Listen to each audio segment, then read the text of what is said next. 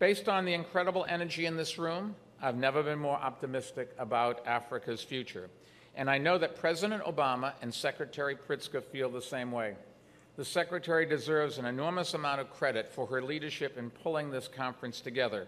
And it is now my pleasure to turn the floor over to her. Secretary Pritzker.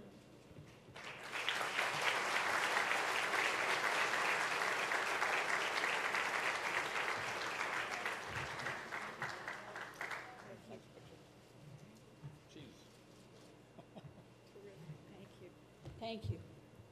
Good morning and welcome to all the heads of state and leaders of businesses here with us today. And thank you to Michael Bloomberg for your leadership, and thank you to Bloomberg Philanthropies for your partnership in organizing this forum. I also want to acknowledge my Deputy Chief of Staff, Theo Lecomte, who played the lead role on behalf of the Department of Commerce in putting together this extraordinary event. I have known Michael Bloomberg for over a decade. He's been a great source of wisdom and advice to me. And I've admired the way he led New York City, the way he's run his businesses, and the way he's committed himself and his organization to Africa and its people. It is always a great pleasure to work with him. And as part of the largest gathering of African heads of state ever hosted by an American president, we are both excited to welcome you to this historic event, bringing together a remarkable number of CEOs to discuss business opportunities in Africa. Last year, President Obama traveled to the University of Cape Town to usher in a new chapter of the U.S. Africa relationship. He called on students there, along with leaders from the 54 distinct countries of the African Union and leaders from the United States, to embrace key tenets of his vision for our alliance, to advance progress in democratic institutions, to strengthen peace and prosperity, to encourage opportunity and development, and to spur economic growth, trade, and investment. As America's Chief Commercial Officer, I feel strongly that this last pillar, the U.S.-Africa economic relationship, is fundamental to our mutual peace and prosperity. We know that businesses serve as a key bridge between our continents, but we also share the conviction that the ties of commerce can be stronger, deeper, and more lasting. When I led a trade mission to Nigeria and Ghana this past May, I heard a variation of this message from public and private sector leaders alike. The U.S.-Africa commercial partnership is essential, and the time to do business in Africa is no longer 5 years away. The time to do business there is now. Today, on both sides of the Atlantic, there is a clear mutual desire to deepen our ties of trade and investment, because doing so will spur growth across the United States and the countries of Africa. Investing in Africa will create jobs in Charlotte, North Carolina, and expand the power supply in Ghana because of the $175 million deal signed by SEWW Energy to upgrade Accra's electricity grid, a direct result of our recent trade mission. Investing in Africa will support workers in California and strengthen the health of patients in Nigeria because of the MOU signed by Environmental Chemical Corporation to construct a state-of-the-art cancer institute in Ibadan. Investing in Africa will spur job growth in Cincinnati through Procter & Gamble's $300 million investment in a new manufacturing plant near Lagos. Because when P&G expands in Nigeria and elsewhere, it supports thousands of jobs at home. These deals and investments demonstrate that the time is ripe to work together as partners in a spirit of mutual understanding and respect, to raise living standards in all of our nations, and to address the challenges that impede our ability to develop closer economic bonds. Make no mistake, our economic and commercial partnership is a two-way street.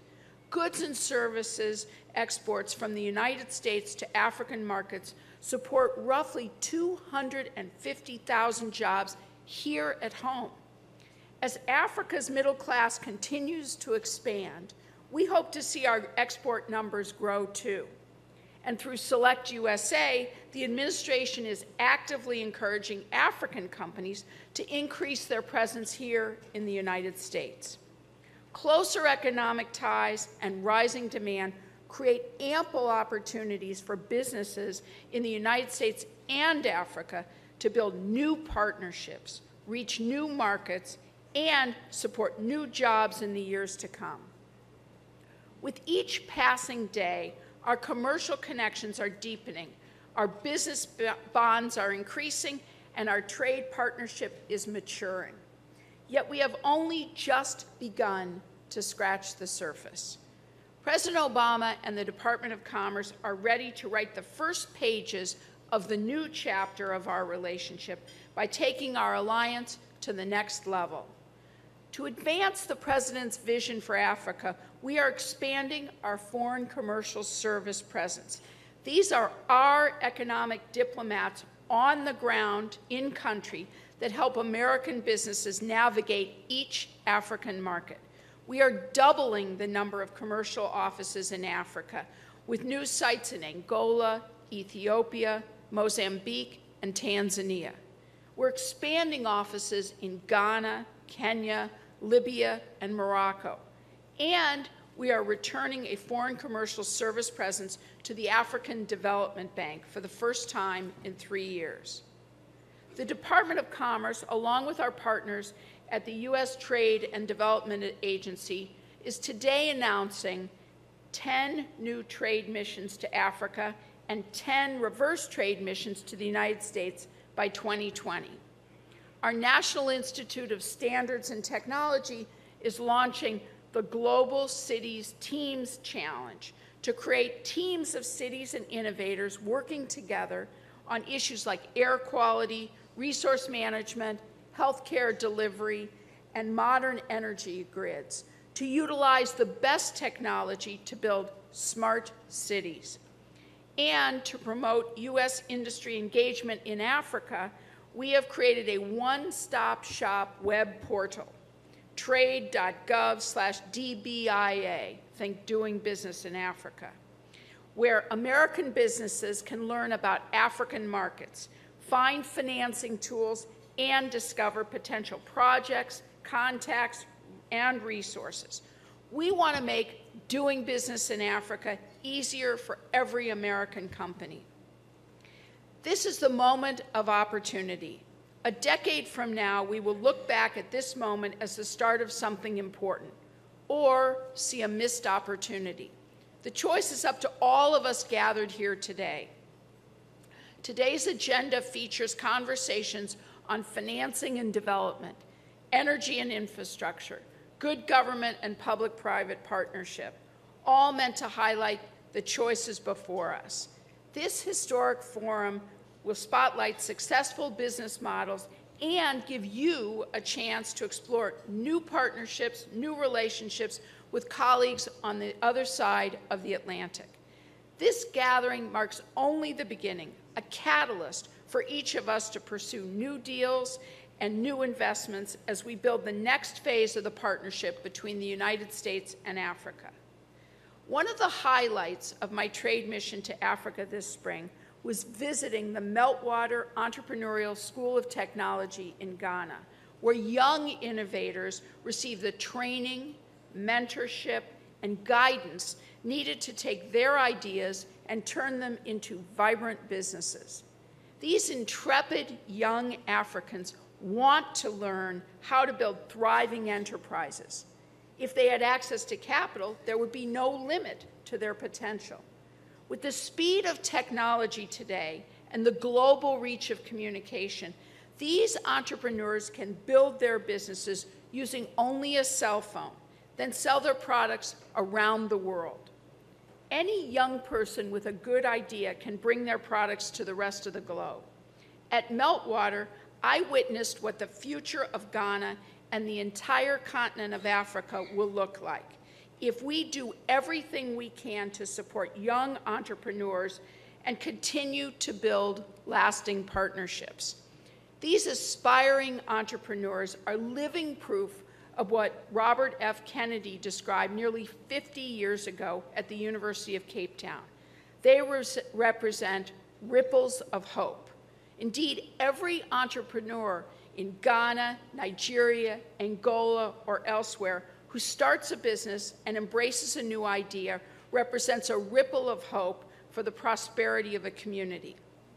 Every student in Morocco, Ethiopia, or elsewhere who earns a degree and joins the workforce represents a ripple of hope for the future of a family.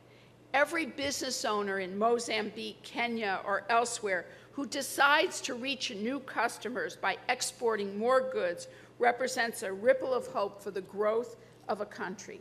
And every African leader who embraces greater transparency and market access, speeds business processes, and roots out corruption represents a ripple of hope for greater prosperity for their people and for ours.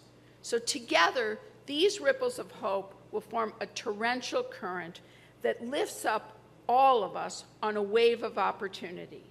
This is our mission today, to work together to promote the future of shared prosperity for both the United States and the nations of Africa. As Faith Mengope, one of the Mandela Fellows, told other young African leaders and President Obama just this past week, and I quote, "Africa is no longer a sleeping giant, but is awake and open for business." With the leadership in this room, we will keep the U.S. Africa Economic Partnership open for more growth and success. We will keep the United States and Africa open for business, your business. Thank you very much. Enjoy the day.